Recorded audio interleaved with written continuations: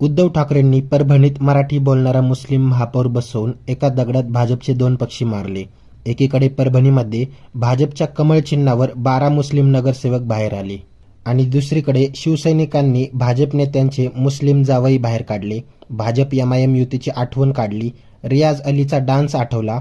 सोबत शिंदे गटाचं मुस्लिम प्रेम सुद्धा बाहेर आलं. एकनाथ शिंदे खूप तोंड चालवत होते.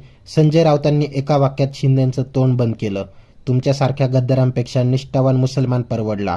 स्वर्गीय बाळासाहेब यांनी साबिर भाई शेख यांना मंत्री केले, त्यावेळी शिंदेंनी शिवसेना का सोडली नाही? ठाकरेंच्या या शिवसैनिकाने भाजपची सगळी अंडी पिल्ली बाहेर काढली. काल परभणीमध्ये परभणीचे महापौर शिवसेनेचे मुस्लिम समाजातले आले आणि त्यानंतर महाराष्ट्रभर जणू काही भारतीय जनता पक्षाच्या त्या बोलघेवड्या नेत्यांची स्पर्धा सुरू झाली. कोण किती जास्त बोलतोय शिवसेनेवर, बघा कशी शिवसेना मुस्लिम धार्जिनी झाली, बघा कशी शिवसेना मुस्लिमांच्या बाजूने झाली. मला त्या सर्वांना चोख प्रत्युत्तर द्यायचंय, पण तत्पूर्वी तुम्हाला एक व्हिडिओ दाखवेल. तो व्हिडिओ अतिशय महत्वाचा आहे. परभणीमध्ये शिवपुराणाचा एक कार्यक्रम घेण्यात येणार होता आणि परभणीमध्ये तेवढी मोठी जागा मिळत नव्हती. परभणीच्या शहरामध्ये तेवढी मोठी जागा मिळत नव्हती. त्यावेळेस एक अवलिया पुढे येतो. तो म्हणतो, माझी जमीन घ्या, माझी 60 एकराची जमीन आहे, आम्हा दोघा तिघांची मिळून आहे, आम्हा परिवाराची ती जमीन आहे, ती जमीन तुम्ही घ्या. पण त्या जमिनीवर सध्या हरभरा आहे आणि तूर आहे. त्या तुरीचं काय करायचं, कारण हरभरा तूर काढण्याच्या परिस्थितीत नव्हती. त्या उभ्या तुरीवर, उभ्या हिरव्या हरभऱ्यावर त्यावेळेस एक बुलडोझर फिरवण्यात आला होता.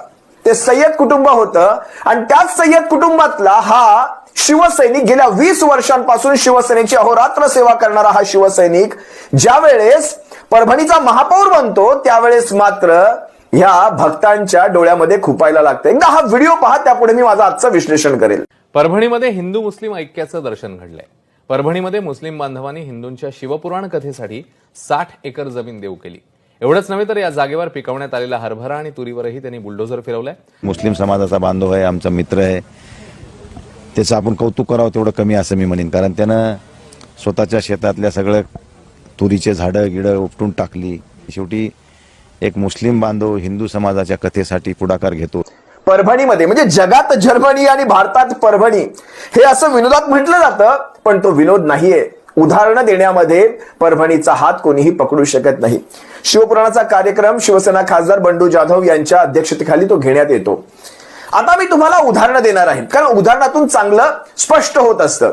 जिंतूर, स्वतः परभणीतलं हे जिंतूर, यामध्ये भारतीय जनता पक्षाचा उपनगराध्यक्ष बसतोय आणि तो आहे मुस्लिम. जिंतूरमध्ये भारतीय जनता पक्षाचे 7 मुस्लिम नगरसेवक निवडून आलेले आहेत आणि त्या मुस्लिम नगरसेवकांची मी तुम्हा सर्वांसमोर नावं सुद्धा ठेवणार आहे. पहिला नगरसेवक जिंतूर प्रभाग क्रमांक 1 मधनं मिर्झा याह्या बेग तैमूर, 2 मधनं कुरेशी सुमय्या परवीन दाऊद, 3 मधनं कुरेशी समरुन्निसा अल्ताफ, 4 मधनं पठाण हुमा शहजाद खान, 5 मधनं सोहेल अहमद अब्दुल कदीर, 8 मधनं कुरेशी सुलतान नबी शेख नईमुद्दीन, 9 मधनं शेख अलीम अब्दुल सैफ रौफ, माफ करा रौफ, 12 मधनं शेख मोहम्मद अथर नूर, 12 मधनं पठाण महमूद निसा फायजखा. 9 मुस्लिम उमेदवार तुमचे जर इकडनं येत असतील, मला सर्वप्रथम यांना एक प्रश्न विचारायचा आहे. आपण राजीनामा का देत नाही? आपल्या ह्या पक्षाचा, भारतीय जनता पक्षाचा आपण राजीनामा का देत नाही? कारण यांना जर एवढीच चीड असेल, आता मी तुम्हाला काही मुस्लिम लोकांची नावं घेईल ज्याच्यामध्ये भारतीय जनता पक्षाला कुठलीही अडचण नाही. आता आपण म्हणाल, या सगळ्यामध्ये खरंच एवढ्या सगळ्या बातम्या सध्या चालू असताना आपण हे सध्याच्या घडीला मुस्लिम नगराध्यक्ष किंवा मुस्लिम महापौर देणं कितपत योग्य? आता एक मी तुम्हाला साधा प्रश्न विचारतो. जर 20 वर्ष शिवसेनेची अहोरात्र सेवा करणारा, 20 वर्ष तालुका प्रमुख असणारा जर व्यक्ती, एक मराठी मुस्लिम व्यक्ती जर शिवसेनेचा महापौर बनत असेल, आणि त्याच्या मागे राजकारण सुद्धा आहे, लक्षात घ्या. असं नाही की आपलं 20% राजकारण सुद्धा सोडून दिलं. एक लक्षात घ्या. आणि एका शिवसैनिकाला न्याय देण्याची ती परिस्थिती झाली. एक शिवसैनिक जो भगव्याचा पाईक आहे, तो जर तिथे महापौर बसत असेल तर ह्यांना तकलीफ ती काय? मी तुम्हाला काही प्रश्न विचारतो. म्हणजे मेहबूबा बरोबर तुम्ही पीडीपी बरोबर तिथे काश्मीरात सरकार स्थापन करणार, म्हणजे हे तुमचं हिंदुत्वाच्या व्याख्येत बसतं का?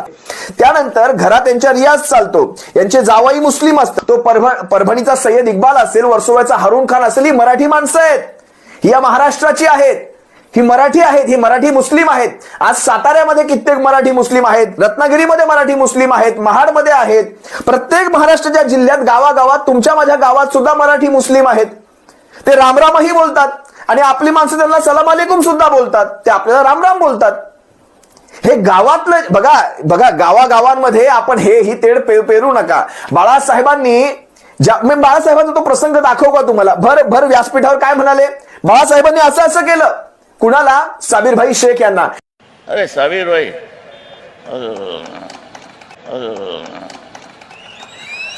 तुला ओळखलंच नाही आयुष्यात. पहिल्यांदा तुला टोपी कोणी घातली? मी खरंच ओळखलं नाही. मला वाटतं आपलं नामदेव ढसाळ बसलं की काय. बरं ठीक आहे, तब्येत ठीक आहे ना रे बाबा? हा एक निष्ठा आमचा साबीर भाई शेवटपर्यंत राहिलाय. प्राण गेला तरी शिवसेना सोडणार नाही. शिवसेना जातपात बांधत नाही, बिलकुल नाही.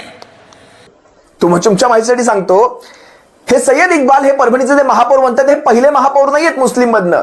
शिवसेनेचे पहिले महापौर सुद्धा परभणीचे हे मुस्लिम समाजातले होते. शिवसेना कायम निष्ठावंतांना संधी देत आलेली आहे. वर्सोव्यात हारून खान कित्येक वर्षापासून शिवसेनेची सेवा करतायत. त्यांनी त्या भागामध्ये शिवसेना वाढवली. त्यांनी जात धर्म पंथ. आता हारून खानांचं सांगायचं झालं तर हारून खान कित्येक नवरात्र मंडळांचे अध्यक्ष आहेत. हे सगळं तुम्हाला माहिती आहे का? खान महापौर बनणार, खान महापौर बनणार. अरे एक मराठी माणूस तिथे बनवला गेला. आणि मी तुम्हाला त्याच्या मागचं राजकारण सुद्धा सांगितलं. राजकारण सुद्धा अतिशय स्पष्ट आहे. परभणी जिल्हा हा अल्पसंख्याक जिल्ह्यांमध्ये त्याची नोंद आहे, शासकीय दप्तरी त्याची नोंद आहे. पण अल्पसंख्याकांना तिथे कधीही प्रतिनिधित्व करायची संधीच मिळाली नाही. शिवसेनेचे जवळपास 13 नगरसेवक हे मुस्लिम समाजात नाहीत 25 पैकी, आणि 12 नगरसेवक हे इतर समाजात नाहीत. हिंदू आहेत, दलित आहेत, बहुजन वर्गातले आहेत. त्या